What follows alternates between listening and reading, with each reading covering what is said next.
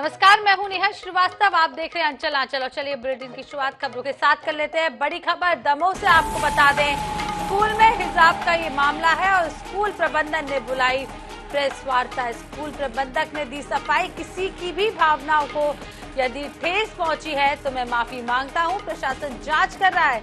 हिजाब को बताया स्कार्फ बीते 13 वर्षों से संचालित है गंगा जमुना स्कूल। और आपको ये भी बता दें कि पहले किसी ने भी नहीं उठाई आपत्ति, ऐसा प्रबंधक ने कहा है। कलेक्टर और एसपी की संयुक्त प्रेस वार्ता है और कलेक्टर मयंक अग्रवाल ने बताया कि हर पहलू की जांच होगी। मुख्यमंत्री ने तत्काल जांच के निर्देश दिए थे और कलेक्टर ने कहा स्कूल की ड्रेस में होगा बदलाव। स्कूल में होगा सिर्फ जनगणमन। पहले स्कूल में होती थी लप पे आती है दुआ बन के प्रार्थना। स्कूल ड्रेस में पहनना पड़ता था स्कार्फ, अब नहीं रहेगी ये बाध्यता। जांच के लिए हुआ है विशेष कमेटी का गठन। तो दमोह से पूरी खबर आपको बता रहे।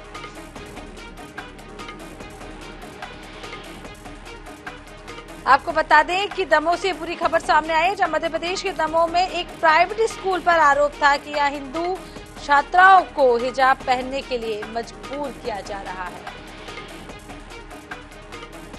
फ्लैक्स में कुछ लोगों को कुछ आपत्ति है बच्चियों के फोटो पर, तो अगर किसी की भावनाएं आहत हुई है तो हम उसके लिए खेद व्यक्त करते हैं। और हमारी सोसाइटी में जो है अब दुपट्टे के स्कार्फ के साथ दुपट्टे को भी स्वेच्छापूर्वक लगाने की जो है परमिशन है। माननीय मुख्यमंत्री जी द्वारा सख्त जांच के आदेश दिए गए थे। तत्काल प्रभाव से फिर एक हाई पावर्ड कमेटी बनाई गई एसडीएम और एसडीओपी के साथ में।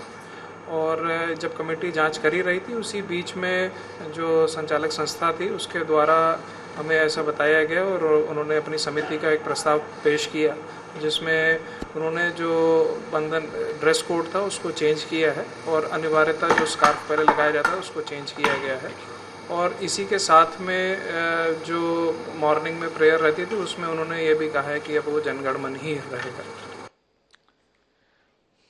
इधर मुख्यमंत्री भूपेश बघेल ने रायगढ़ में 3 दिवसीय रामायण महोत्सव का शुभारंभ किया। इसके बाद उन्होंने पत्रकारों से चर्चा भी की। उन्होंने कहा रामायण महोत्सव होना हम सभी के लिए गौरवशाली क्षण है और विधिवत इसका शुभारंभ हनुमान चालीसा पाठ के साथ हुआ है। 3 दिन पूरा जिला राममय रहेगा। सारे चैनल और यूट्यूब में ये कार्यक्रम लाइव दिखाया जा रहा है।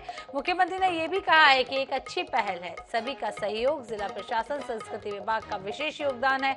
मुख्यमंत्री ने कहा है कि छत्तीसगढ़ की जो पहचान है वो सिर्फ नक्सलियों की वजह से नहीं है बल्कि यहाँ की खदानों की वजह से भी यहाँ की पहचान बनी है।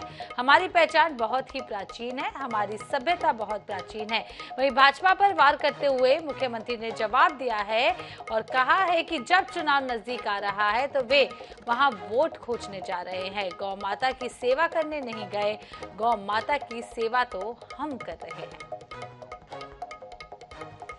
और साहित्य की नगरी रायगढ़ जो हमारे बहुत ही प्राचीन नगरी है और उसमें 3 दिन के राष्ट्रीय रामायण महोत्सव का आयोजन, ये हम सब के लिए गौरवशाली ये क्षण है। आज विधिवत इसकी शुरुआत हुई है। हनुमान चालीसा पाठ के साथ इसकी शुरुआत हुई और अभी कंबोडिया की टीम अपनी प्रस्तुति दे रहे हैं। बात ये है कि वो लोग राम के नाम से वोट मांगे, 15 साल राज किए, लेकिन कभी राम वनगमन पर्यटन परिपथ के निर्माण किए क्या?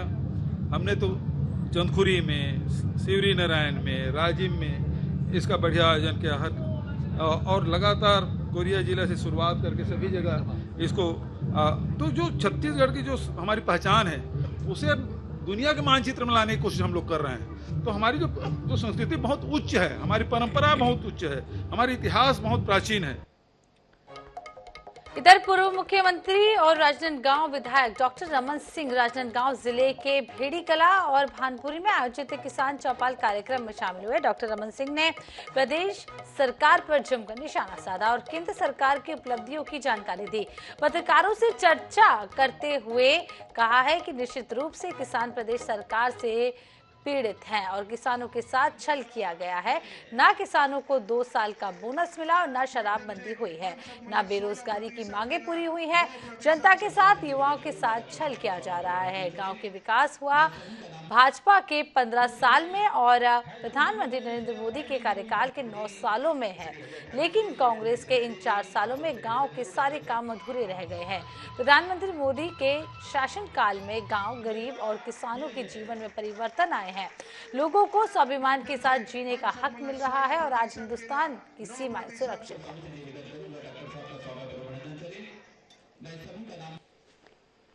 जो वादे किए थे जनता के साथ, गांव के साथ, गरीबों के साथ छल किया, युवकों के साथ जो उन्होंने बात कही, तो गांव में इसी बात की चर्चा कि डेवलपमेंट की यदि काम यदि किसी ने किया, विकास की कल्पना हुई, तो भारतीय जनता पार्टी के 15 साल में या मोदी जी के 9 साल में, इस 4 साल में तो नरवा गरवा घुरवा बारी करके 4 साल 4.5 साल निकाल दिया। गांव के सारे डेवलपमेंट अधूरे हैं। 9 साल डेवलपमेंट के ऐसे काम हुए जो अपने आप में बेमिसाल ही हैं। मोदी जी के नेतृत्व में जिस प्रकार तेजी के साथ विकास हुआ, गांव, गरीब और किसान के जीवन में परिवर्तन आया, लोगों को एक हिम्मत के साथ, हौसला के साथ, एक स्वाभिमान के साथ जीने का हक मिला। देश पूरे स्वाभिमान के साथ खड़ा हुआ है। इधर मध्य प्रदेश के गृह मंत्री डॉक्टर नरोत्तम मिश्रा 4 दिवसीय प्रवास पर दतिया पहुंचे, जहां उनका ग्रामीणों ने जोरदार स्वागत किया। इस दौरान ग्रामीणों ने गृह मंत्री ने मध्य प्रदेश सरकार द्वारा चलाई गई लाडली बहना योजना के स्वीकृति प्रमाण पत्र बहनों को वितरित किए और कार्यक्रम में उपस्थित जन समुदाय और बहनों से चर्चा भी की। वहीं गृह मंत्री ने इस मौके पर कांग्रेस पर भी जमकर निशाना साधा।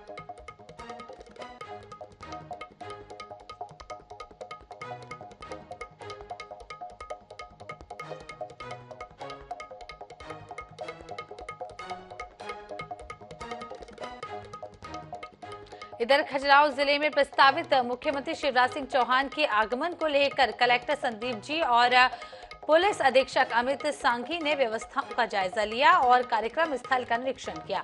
बताया जा रहा है कि आज 2 जून को सीएम का दौरा प्रस्तावित है। मुख्यमंत्री शिवराज सिंह चौहान छतरपुर में आयोजित गौरव दिवस कार्यक्रम में शामिल हो रहे हैं। जून 2 को ये गर्व की विषय है कि वो हम लोग छतरपुर गौरव दिवस भी मना रहे हैं और मुख्यमंत्री लाडली बहना सम्मेलन भी यहाँ पे हो रहा है। जो सारे लाडली बहना हैं वो लोग भी रहेंगे। माननीय मुख्यमंत्री जी का कार्यक्रम छतरपुर में 12:30 से लेके 2:30 बजे तक की रहेगी। मुख्यमंत्री महोदय का छतरपुर आगमन है और उनके आगमन को देखते हुए जो सुरक्षा श्रेणी माननीय मुख्यमंत्री जी को प्राप्त है उसके अनुसार यहाँ पे पूरी व्यवस्था रहेगी। और हमारा ये प्रयास है, 3 इसमें मुख्य वेन्यूज हैं। एक हेलीपैड है जो कि रेलवे स्टेशन के पास है, दूसरा स्टेडियम है जहाँ पे आम सभा है, और तीसरा रूट है जो कि हेलीपैड से लेके स्टेडियम तक है।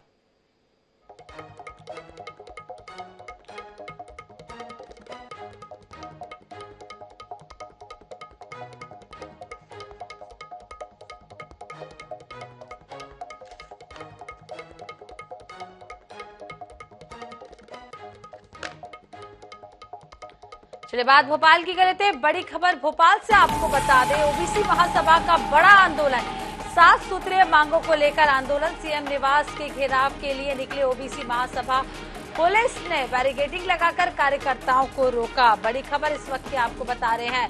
शिक्षक संघ, मेडिकल छात्र संगठन शामिल है और सेकंड टॉप स्थित मंदिर के पास बैठे हैं कार्यकर्ता।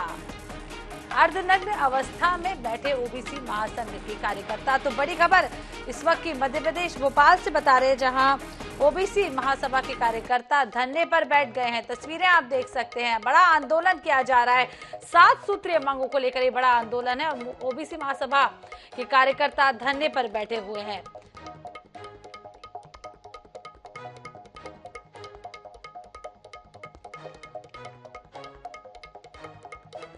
भोपाल से इस वक्त की आपको बड़ी खबर बता रहे हैं। ओबीसी महासभा का बड़ा आंदोलन आज हो रहा है और 7 सूत्रीय मांगों को लेकर यह आंदोलन किया जा रहा है। सीएम निवास के घेराव के लिए सभी ओबीसी महासभा के जो कार्यकर्ता हैं वो निकल चुके हैं। पुलिस ने फिलहाल बैरिकेडिंग लगाकर रोक दिया है। कार्यकर्ताओं को पुलिस के द्वारा रोका गया है और शिक्षक संघ, मेडिकल छात्र आदि संगठन भी इसमें शामिल है। सेकंड स्टॉप स्थित मंदिर के पास सभी कार्यकर्ता बैठ गए और आपको ये भी बता दें कि अर्धनग्न अवस्था में बैठे हैं ओबीसी महासंघ के कार्यकर्ता। तो बड़ा आंदोलन ओबीसी महासंघ कार्यकर्ताओं के द्वारा 7 सूत्रीय मांगों को लेकर आज भोपाल में किया जा रहा है। देश में साल के अंत में विधानसभा चुनाव होने हैं, ऐसे में सामाजिक जो आंदोलन है वो भी तेज हो चुके हैं। इस वक्त में मौजूद हूँ राजधानी भोपाल के अंबेडकर मैदान के बाद। देख सकते हैं कि ओबीसी महासंघ की जो मांगे, उन मांगों को लेकर आज सीएम हाउस का घेराव करने जा रहे थे, लेकिन पुलिस ने इनको बैरिकेडिंग लगा के इनको यहीं रोक दिया और सड़क पर वे सभी बैठ गए। अर्धनग्न अवस्था में ये बैठे हैं। इनकी क्या मांगे उनसे जानना जाएंगे। सबसे पहले आपकी क्या मांगे हैं? आपको रोक लिया गया है बैरिकेडिंग लगा के। देखो, हमारी मुख्य मांगे हैं कि शिक्षक भर्ती जो है 51,000 जो पद है एमपी टेट के वो भरना चाहिए। दूसरा, आपका मेडिकल की स्कॉलरशिप नहीं दी जा रही है, जातिगत जनगणना नहीं की जा रही है, ओबीसी को 27% आरक्षण नहीं दिया जा रहा है, लगातार ओबीसी वर्ग के साथ अन्याय अत्याचार किया जा रहा है। शिवराज सिंह चौहान से जब भी हम लोग मांग करते हैं, हम लोग को गिरफ्तार करके जेल में डाल दिया जाता है। हम इस डेमोक्रेटिक कंट्री में रहते हैं, इस लोकतंत्र में रहते हैं, हमको अधिकार है हमारे अधिकार मांगने का। आज ओबीसी महासभा के द्वारा लाखों ज्ञापन दे दिए गए, उसके बावजूद हमारे लोगों को अधिकार नहीं मिल रहे हैं। क्यों नहीं मिल रहा है? इस प्रदेश में 65% जनसंख्या ओबीसी की रहती है, उसके बावजूद हमको अधिकार नहीं मिल रहा है। हमारे बच्चों की स्कॉलरशिप पाने का काम जनरल के लोग कर रहे हैं। कहीं ना कहीं ये दुर्भाग्य है हमारा कि हम ओबीसी 65% हैं, उसके बावजूद हमारा शोषण शिवराज सिंह चौहान बीजेपी सरकार के द्वारा किया जा रहा है। जी बताएं, आप नग्न अवस्था में बैठे हैं, क्या मांगे?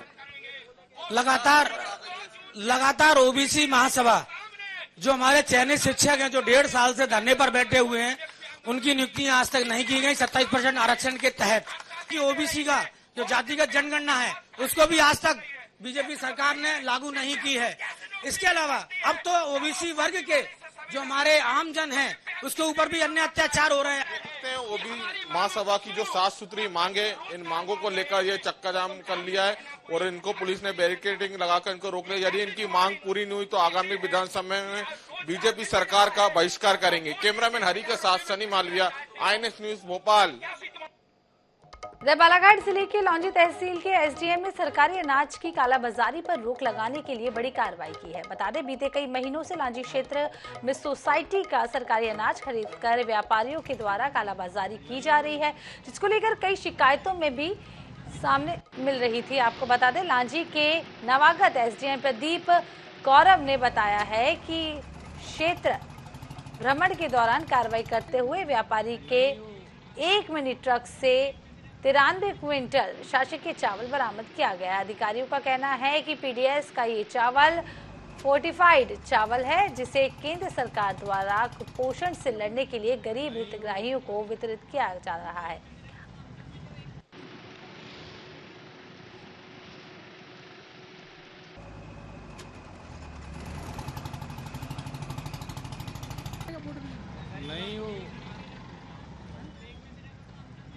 क्षण में भी उनके द्वारा 3-4 बोलियों को अलग अलग स्तरों पर खोला गया ऊपर नीचे से, और उसमें भी ये पाया गया कि इसके अंश सार्वजनिक वितरण प्रणाली में जो चावल वितरित होता है उसके अंश हैं। उसके आधार पर सरिता ट्रेडर्स के व्यापारी के जो 407 का माल था उसको जब्त किया गया। जब्त करने के बाद थाना परिसर में उसको कराया गया और उसके बाद अब आवश्यक वस्तु अधिनियम के तहत उसमें कार्रवाई की गई।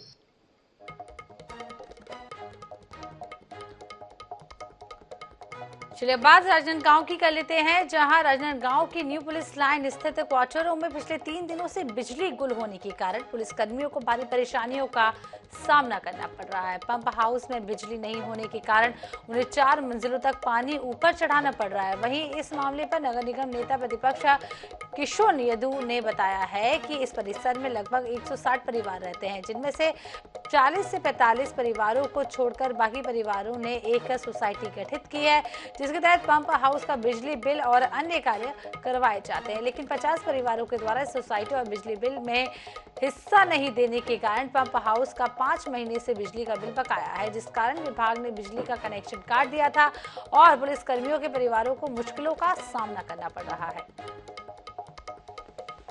पूरा पुलिस क्वार्टर जो है न्यू पुलिस लाइन का RI पुलिस के हिस्से में आता है। इनकी देख रेख, इनका मेंटेनेंस, ये सब की जिम्मेदारी RI की होती है, जो आदरणीय भूपेंद्र गुप्ता जी हैं। मैं आपको बताना चाहूँगा कि 3 दिन से यहाँ की लाइट कटी हुई है। न्यू पुलिस लाइन वालों ने अपने यहाँ के मेंटेनेंस के लिए और देख रेख के लिए एक सोसाइटी भी बनाए थे अपने खुद के यहाँ पे निवासियों को लेकर के, लेकिन आधे लोग उस सोसाइटी को मानते हैं और 160 परिवार है, जिसमें से 45-50 परिवार ऐसे हैं जो सोसाइटी को नहीं मानते।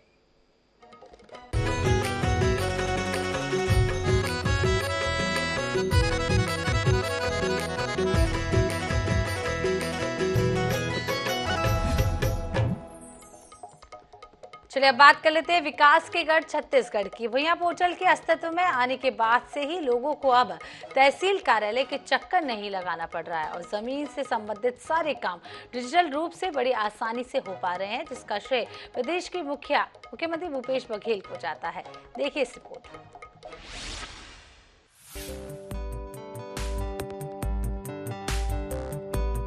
भुइयां पोर्टल के अस्तित्व में आने से पहले सूरजपुर जिले के तहसील कार्यालय और पटवारी के ऑफिस में लोगों की काफी भीड़ देखने को मिलती थी। लोग अपनी जमीन के नक्शा खसरा के लिए चक्कर लगाया करते थे। वहीं बहुत मुश्किल के बाद इन लोगों को नक्शा खसरा मिल पाता था, लेकिन जब से छत्तीसगढ़ में भूपेश सरकार द्वारा भुइयां पोर्टल की शुरुआत की गई है, लोगों को काफी राहत मिली है। वे आराम से अपनी जमीन की पूरी जानकारी डिजिटल प्लेटफॉर्म पर कहीं भी और कभी भी देख सकते हैं। यहाँ पहले से बहुत आराम हो गया है। ऑनलाइन सब कुछ डाटा हमको मिल जाता है देखने के लिए, नक्शा हमारा चेक कर लेते हैं। पटवारी का या किसी कार्यालय का चक्कर नहीं काटना पड़ता है, घर बैठे ही सब कुछ जानकारी उपलब्ध जाती है। और भी जो भी खास के कार्यालय के लिए काम रहता है वो भी ऑनलाइन होने सब आसान हो गया हमारे लिए। तो नकल निकालना ही रहता है, तो पहले बहुत बार चक्कर लगाना पड़ता था, आवेदन देना पड़ता था, 10-10 दिन चक्कर लगा। अब वो सब चक्कर खत्म हो गया है, तुरंत नकल मिल जाता है, सेम डे में तुरंत कुछ भी काम रहता है हमारा तुरंत हो जाता है। तो ऑनलाइन होने से बहुत सुविधा हो गई है। सूरजपुर के SDM का भी मानना है कि इस भुइयां पोर्टल के क्रियाशील होने से ऑफिस में संबंधित मामलों को लेकर के भीड़ कम हुई है। लोग स्वयं ही अपनी जमीन की जानकारी निकाल पा रहे हैं।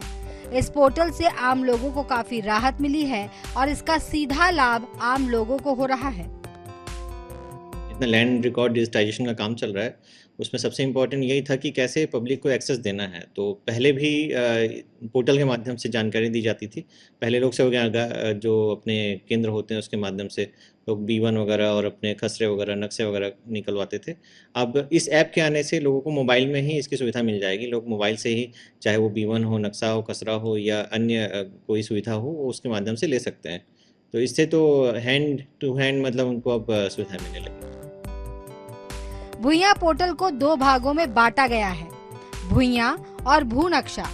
भुइयां जहां खसरा खतौनी के दस्तावेजों की जानकारी मिलती है, वहीं भू नक्शा में जमीन के नक्शे से संबंधित सभी जानकारी मिल पाती है। देखिए, इस ऐप के आने से पूर्व में जिन व्यक्तियों को B1 खसरा या अन्य दस्तावेज का जरूरत रहता था, कई जगह उनको अनावश्यक चक्कर काटना पड़ता था। इस ऐप के आने से अब लोग अपने घर से ही बैठे शासन के सभी योजनाओं का जानकारी प्राप्त कर लेते हैं। प्लस छोटे मोटे जो भी B1 खसरा, ऑनलाइन जाति निवास, सारा चीज़ का जानकारी घर बैठे इससे मिल जाता है और ये लोकहित में अच्छा कार्य सरकार कर रही है। सरकार के इस नवाचार का लाभ अब प्रदेश का हर आम आदमी उठाने लगा है, जिससे उसका काम तो आसान हो ही रहा है, साथ ही समय की भी बचत हो रही है। INH news bureau.